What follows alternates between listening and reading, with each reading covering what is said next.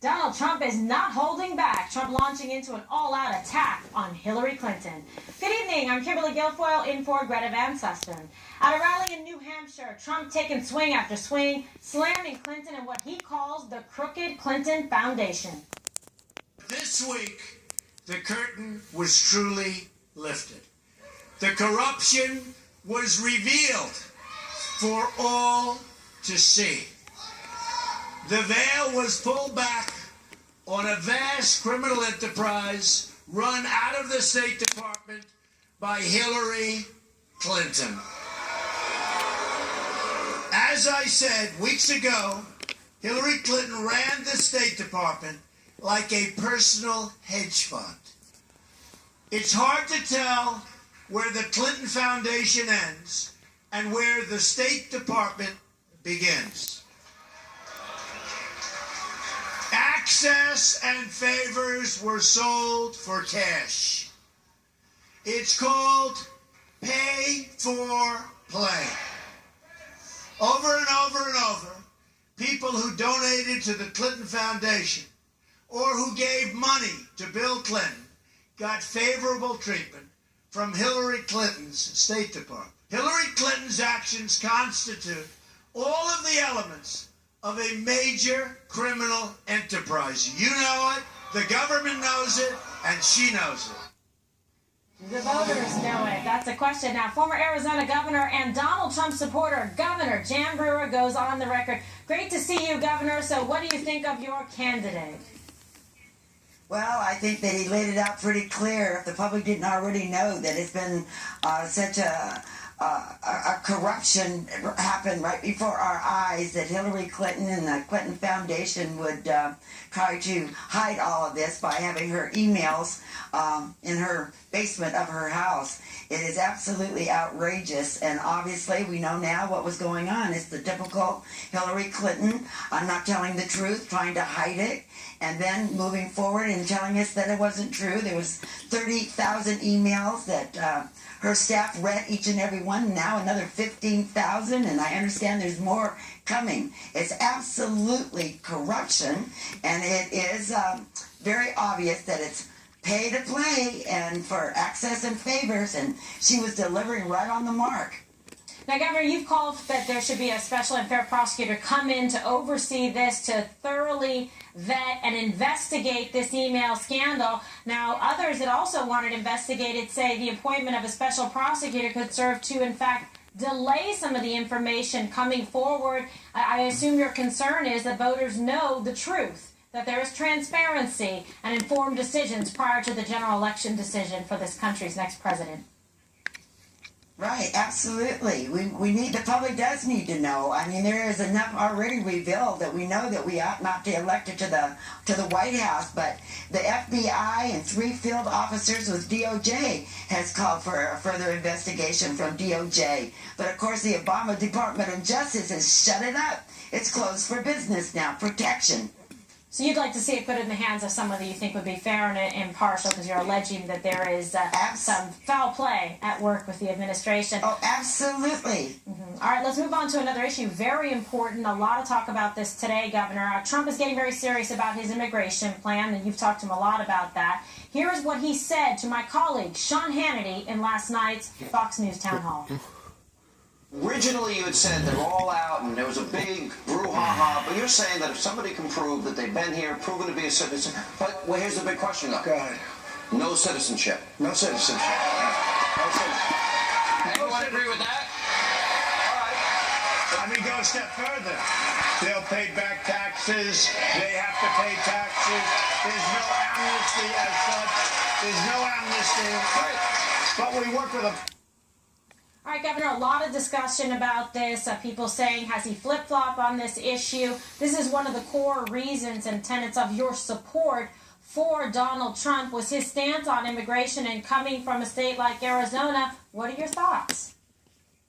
Well, I believe that he, obviously from the audience too, I think the public want our borders secured. They don't want citizenship. He said there would be no amnesty, and I'm looking forward to hearing him Wednesday, hopefully in Phoenix, to hear his policy speech on immigration. We've got to get something done. But the one thing that we do know, Kimberly, is that Hillary Clinton wants open borders. She doesn't want any accountability. And she wants to bring in, 550,000 more refugees from the Middle East. She just wants to open up the whole borders. She is far more left-leaning on this than what Obama was. And we want security. We want to know who's coming into our country. And Donald Trump is the man that will do that. All right, well, he said he's still going to build the wall, that Mexico is going to pay for it, but he's also said that he will work with illegal immigrants. Is that troublesome to you? Well, I'm interested to see just exactly what he means when he says that. I know that it's a very difficult situation, but the first thing that we need to be assured of is that our borders are secured and that they don't get citizenship. We've been through this route, and I'll wait and see. But certainly, we got to find a solution. But we can't have a solution until we get our borders secured, and no amnesty, and no citizenship. All right, well, it's certainly an important issue in a state like Arizona, and as always, big issue. We appreciate your time tonight, Governor. We'll be having you back again. All right, and a campaign clash out on the trail today. Oh, boy. Donald Trump and Hillary Clinton each using campaign rallies to go on the attack. The On the Record team right here, live coverage from both campaigns. First, let's go to Fox News senior national correspondent John Roberts. He is live in Manchester, New Hampshire. John. Kimberly, good evening to you. Saw Donald Trump do something today that he hasn't done before in the campaign trail, and that is launch a preemptive strike against Hillary Clinton. He knew that Hillary Clinton was going to have the speech tying him to the KKK and to the alt-right, the so-called alt-right, the alternative right, and Donald Trump took the opportunity to say, hey, everything that she's about to say is untrue about me, and here are the reasons why. He also warned people who are here in New Hampshire who came here to see him, and many of them came from as far away as Boston, that she's about to call all of you racists, and here's the reason why you shouldn't listen to what she said. And he said, people who want a secure border are not racist. People who want to fight radical Islamic terrorism are not Islamophobes. And people who want law and order and want to support the police are not prejudiced. They're just people who love their country, they're patriotic, and they want a life where they can feel safe in their neighborhoods. He also, in the speech this afternoon, continued his outreach to minority communities, and very soon he's going to be going into the inner cities, places like Detroit and Cleveland, to talk about things that are very important to minority communities, and those are charter schools and economic opportunity zones. Trying to preempt Hillary Clinton's attack against him, that who is this guy who has got these ties to these alt-right groups and has the support of the KKK, to talk about minorities. But most of the people here at the New Hampshire rally that we talked to, at least, fully believe that Donald Trump is very sincere about what he's doing. He also took on Hillary Clinton again, Kimberly, over the issue of the Clinton Foundation and its ties to the State Department, calling it a vast criminal enterprise that really needs to be looked into. Now, will it be looked into? Probably not, but Donald Trump just wants to make the point that it should be, causing that, try to plant the seeds of skepticism, at least, with people who may be on the fence about whether to support the Republican or the Democrat in this race. All right, sounds like a strategy. John, thank you so much. And Fox News correspondent Jennifer Griffin is live in Reno, Nevada, where Clinton was earlier today. Jennifer, lots of news to cover. Lots of news, Kimberly. After spending 5 days fundraising, Hillary Clinton raised in the past 3 days alone, in fact, $18 million in California. But today here in Reno, Nevada, she hit back at Donald Trump. She laid out why she thinks he is launching a hate movement in America, providing examples of a racist past, such as the Justice Department lawsuit against him when landlords for his rental properties put a C for colored on the rental applications of African Americans. She hit Trump on the support he receives from white supremacists and the so-called alt-right movement led by Trump's new CEO, Steve Bannon, the former editor of Breitbart. Now, to give you a flavor of his work, here are a few headlines they've published. And I'm not making this up. Birth control makes women unattractive and crazy. Would you rather your child had feminism or cancer? A new Clinton web video quoting from the alt-right movement released today illustrates the KKK's support for Trump. The 70-second video shows imperial wizards from the Ku Klux Klan saying, quote, what he believes, we believe, while standing in hooded robes. It plays a robocall in which the speaker says, I'm a farmer and a white nationalist and I support Donald Trump. It quotes the head of the so-called alt-right movement saying that Donald Trump would be good for whites. About a dozen anti-Clinton protesters stood outside her event here in Reno and protested what critics call her pay-to-play arrangements, the pay-to-play arrangements between Clinton's State Department and her family foundation. Fox News shouted a question to her about her ties to the foundation on the rope line today, but she chose to ignore it.